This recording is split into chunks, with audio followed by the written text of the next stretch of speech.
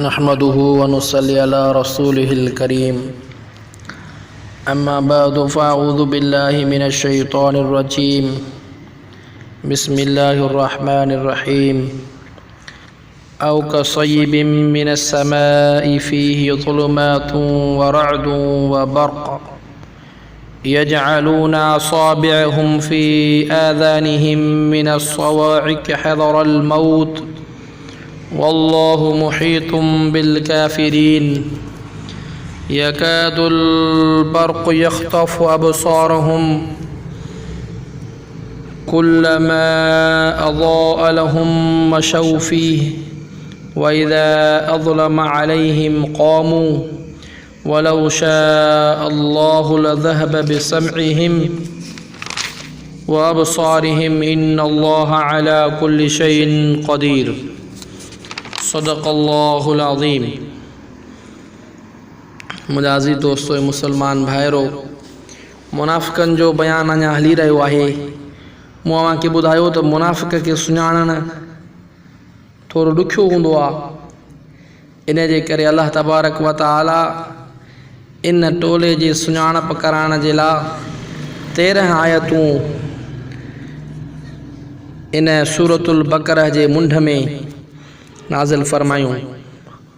क़ुरान मजीद जे अंदरि मुख़्तलिफ़ जगहुनि ते इन्हनि मुनाफ़िक़नि जी सुञाणप कराई वई आहे, पर हिन सूरतुल बक़रह जे मुंड में मोमिननि जूं अल्लाह तबारक व तआला 4 आयतूं मोमिननि जे बारे में नाज़िल फरमायूं। मुत्तक़ीन जूं उन में अल्लाह तबारक व तआला सिफ़तूं बयानु फरमायूं। वरी 2 आयतूं काफ़रनि जे लाइ, जेके पका ठका काफ़र आहिनि, उन्हनि जे लाइ अल्लाह तबारक व तआला 2 आयतूं नाज़िल फरमायूं। चूँकि मुनाफ़िक़नि खे सुञाणणु थोरो ॾुखियो आहे, इन जे करे अल्लाह तबारक व तआला इन सूरतुल बक़रह जे अंदरि लाॻीतो 13 आयतूं मुनाफ़िक़नि जे बयान में नाज़िल फरमायूं। ये मुनाफ़िक़ तमामु ख़तरनाक माण्हू आहिनि। मुसलमाननि जे लिबास में कुफ़्र खे इख़्तियार करे वेठा आहिनि, दुश्मन खां वधीक ख़तरनाक आहिनि। अल्लाह तबारक व तआला हिकिड़ो मिसाल मथे मुनाफ़िक़नि जो बयानु करे आयो। ॿियो मिसाल बयानु कंदे अल्लाह तबारक व तआला फरमाए थो औ कसय्यिबिम मिनस समाई। इन्हनि मुनाफ़िक़नि जो मिसाल आहे उन वॾ फुड़े मींहं वांगुरु जेको वसे आसमान खां। कसय्यिबिम मिनस समाई, वॾ फुड़े मींहं वांगुरु जेको आसमान खां वसे। फ़ीहि ज़ुलुमातुन, उन में हुजनि ऊंदाहियूं। ज़ाहिर आहे मींहुं वसंदो, ककर गॾु थींदा त ऊंदाही थींदी। व रअदुन, ऐं उन मींहं में गजगोड़ आहे। व बर्क़ुन, ऐं खिवणा। आमतौर ते जेके मींहं वसंदा आहिनि, पोइ कॾहिं उन में खिवण हूंदी आहे, कॾहिं न हूंदी आहे, कॾहिं गजगोड़ हूंदी आहे, कॾहिं गजगोड़ न हूंदी आहे। रब ज़ुल जलाल तो फरमाए इन्हनि मुनाफ़िक़नि जो मिसाल अथव उन वॾ फुड़े मींहं वांगुरु जेको आसमान खां वसे। उन मींहं वसण जे दौरान ऊंदह बि हुजे, गजगोड़ बि हुजे, ऐं खिवण बि हुजे। यजअलूना असाबिअहुम फ़ी आज़ानिहिम मिनस सवाइक़ हज़रल मौत।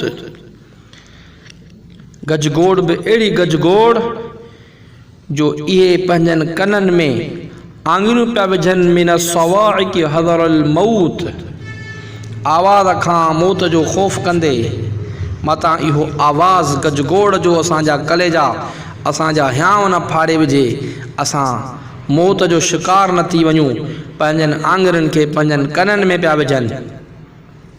वल्लाहु मुहीतुम बिल काफ़िरीन। अल्लाह तबारक व तआला इहातो कंदड़ आहे, घेरो कंदड़ आहे काफ़रनि जो।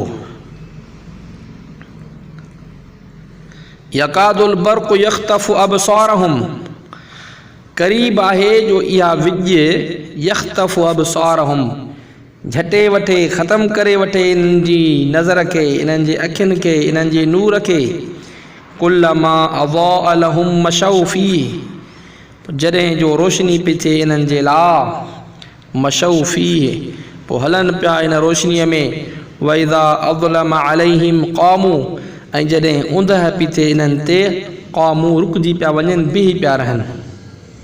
अल्लाह तबारक व तआला मुनाफ़िक़नि जे ॿिए क़िस्म जो मिसाल बयानु कयो आहे त जीअं इहे मुनाफ़िक़ जेके हा इस्लाम जा महासिन ख़ूबियूं ॾिसंदा हुआ, फ़ाइदा ॾिसंदा हुआ त इस्लाम जी तरफ़ विख वधाईंदा हुआ। वरी जॾहिं नफ़सानी ख़्वाहिशूं दुनिया जा ॿिया जेके रंग रूप उन्हनि ते नज़र विझंदा हुआ त वरी कुफ़र ॾे माइल थींदा हुआ, कुफ़र इख़्तियार कंदा हुआ। अल्लाह तबारक व तआला उन्हनि जो मिसाल बयानु थो करे त मींहं जे दौरान ऊंदहि वारे मींहं में जॾहिं रोशनी पई थिए इन खिवण जी इन रोशनीअ जे थोरे अरसे में ही हलनि पिया, वरी जॾहिं इहा रोशनी ख़तमु पई थी वञे उते बीही पिया रहनि। वइज़ा अज़लम अलैहिम क़ौमू जॾहिं ऊंदाही पई थिए इन्हनि ते त इहे बीही पिया वञनि वरी कुफ़र ॾे। रब तो फरमाए मुनाफ़िक़नि जो मिसाल में ईअं अथव वलौ शा अल्लाहु लज़हब बिसमइहिम ऐं जेकॾहिं चाहे अल्लाह तबारक व तआला त ख़तमु करे छॾिया इन्हनि जो ॿुधणु ऐं इन्हनि जो ॾिसणु व अबसारिहिम इन्हनि जो ॾिसणु इन्नल्लाह अला कुल्लि शैइन क़दीर बेशक अल्लाह तबारक व तआला हर शइ जे मथां क़ादिर आहे, कुदरत वारो आहे। का बि शइ अल्लाह तबारक व तआला जी कुदरत खां ॿाहिरि कान्हे का।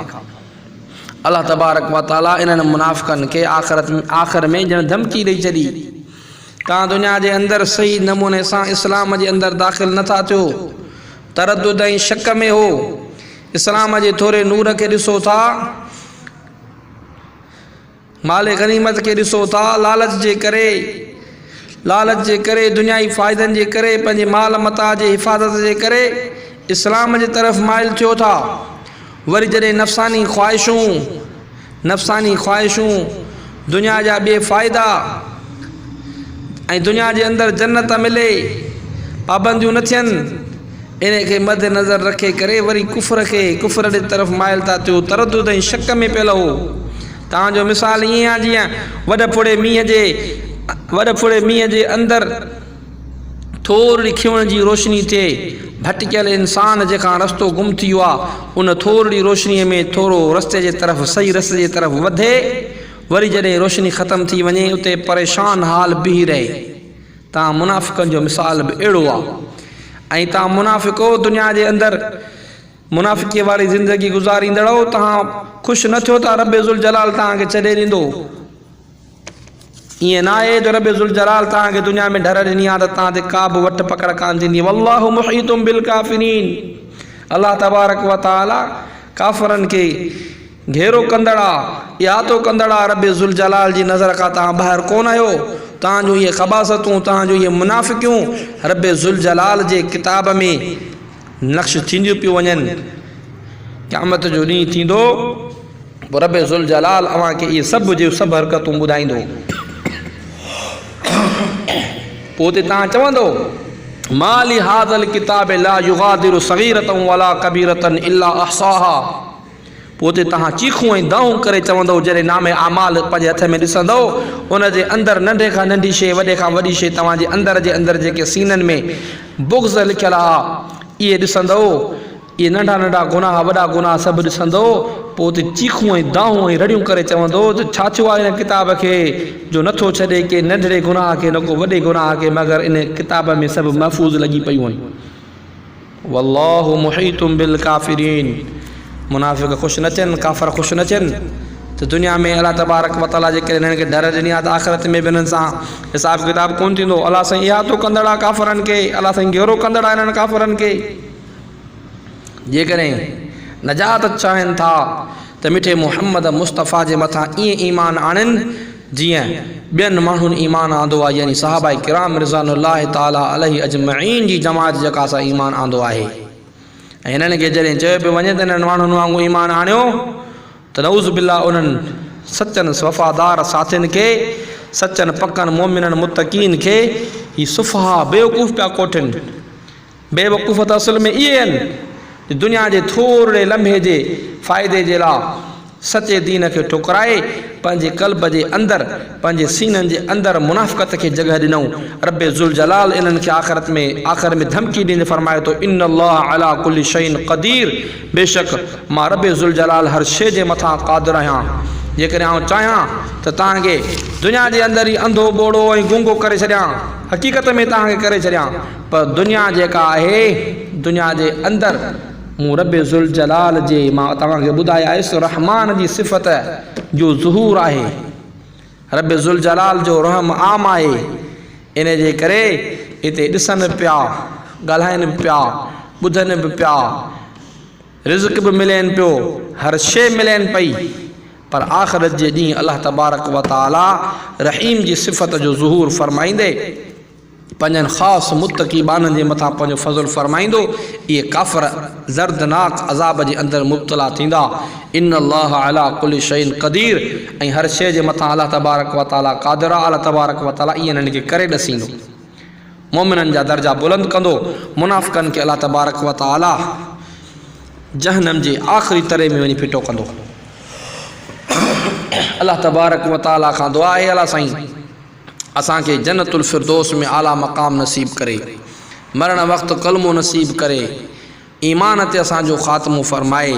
इते इन अल्लाह अला कुल्लि शैइन क़दीर, इते सूरतुल बक़रा जा 2 रुकू पूरा थिया।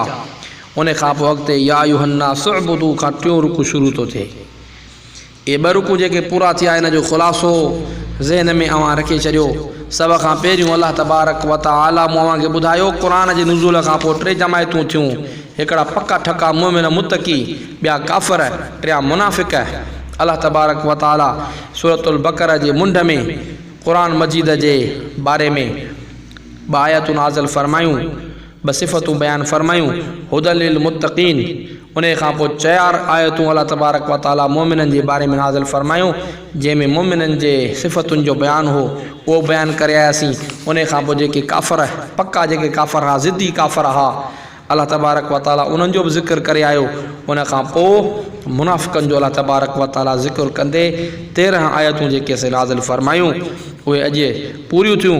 अल्लाह तबारक व ताला खां दुआ आहे अल्लाह तबारक व ताला असांखे पूरे क़ुरान मजीद जे मथां अमल करण जी तौफ़ीक़ अता फ़रमाए, क़ुरान मजीद जो आमिल बनाए, क़ुरान मजीद जे आलम खे हज़रत अली रज़ी अल्लाह ताला अन्हु फ़रमाईंदा हा, ए क़ुरान जा आलिम, क़ुरान जो आमिल बि त बणजनि। क़ुरान मजीद जो इल्मु ही तफ़सीर जेको असां अव्हां जे साम्हूं बयानु पिया कयूं, सभ खां पहिरियों ज़रूरत आहे त असां इन ते मथां अमल कयूं। हिकिड़ी आयत, 2 आयतूं, तो उन जो अधु आयत हुजे, उन जे मथां अमल कयूं। अल्लाह तबारक व ताला असांखे अमल जी तौफ़ीक़ अता फ़रमाए, सामईन खे बि अमल जी तौफ़ीक़ अता फ़रमाए।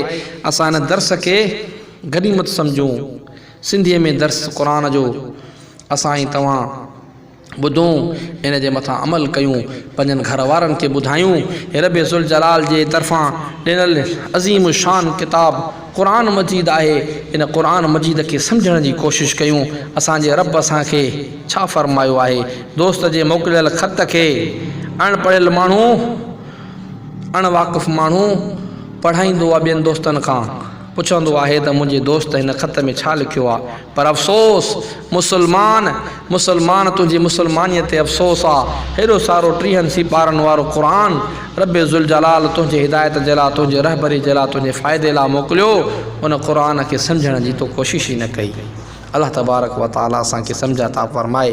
अल्लाह तबारक व ताला असांजे दिलि जे अंदरि इहा ॻाल्हि विझे, असां क़ुरान मजीद खे सुठे नमूने सां सम्झूं ऐं सम्झण जो मक़सदु आहे अमल करणु। सम्झी करे उन क़ुरान जे मथां अमल कयूं।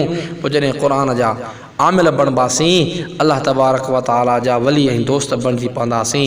पोइ दुनिया में बि अल्लाह तबारक व ताला असांजे लाइ भलायूं, आसानीअ वारा रस्ता, आसान जेको आहे सो मामला फ़रमाईंदो, ऐं आख़िरत में अल्लाह तबारक व ताला अञा वॾियूं आसानियूं फ़रमाए, जन्नतुल फिरदौस में आला मक़ाम अता फ़रमाईंदो।